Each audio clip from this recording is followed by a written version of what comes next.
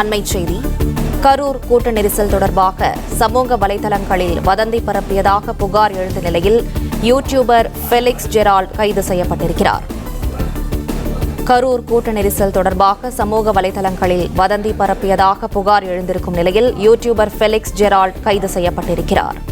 கரூர் விஜய் பிரச்சாரத்தில் 41 பேர் பலியான சம்பவம் தொடர்பாக வதந்தி பரப்புவோர் மீது காவல்துறை வழக்கு பதிவு செய்து கைது செய்து வரும் நிலையில் யூடியூபர் ஃபெலிக்ஸ் ஜெரால்டும் கைது செய்யப்பட்டிருக்கிறார். கூடுதல் விவரங்களை செய்தியாளர் கதிரவன் வழங்க கேட்கலாம். கதிரவன், வணக்கம். விவரங்களை சொல்லுங்க.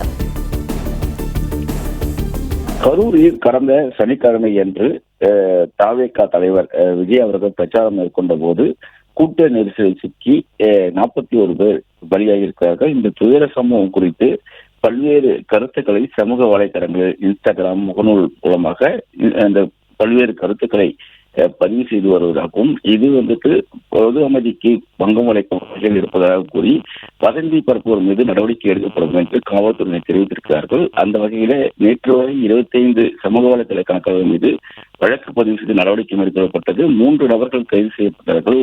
குறிப்பாக தாவேக நிர்வாகி இருவரும், பாஜக நிர்வாகி ஒருவரும் கைது செய்யப்பட்டார்கள். இந்த நிலையில்தான் இன்று அதிகாலையில யூடியூபர் ஃபெலிக்ஸ் ஜெரால்ட் கைது செய்யப்பட்டிருக்கிறார். முன்னம்பக்கத்தில் உள்ள அவரது வீட்டில் வைத்து சென்னை போலீசார் அவரை கைது செய்திருக்கிறார்கள். கைது செய்து அவரை காவல் ஆணையர் அலுவலகத்திற்கு அழைத்து செல்லும் பணியில் ஈடுபட்டிருக்கிறார்கள்.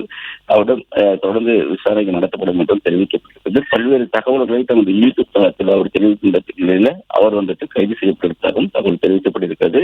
தொடர்ந்து இது போன்ற வதந்திகளை பரப்பும் மீது கடுமையான நடவடிக்கை எடுக்கப்படும் என்று சென்னை காவல்துறை தெரிவித்திருக்கிறது.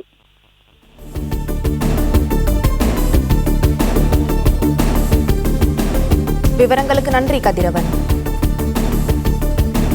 பிளே ஸ்டோர் மற்றும் ஆப் ஸ்டோரில் இருந்து பாலிமர் செயலியை QR கோடு மூலம் பதிவிறக்கம் செய்யுங்கள்.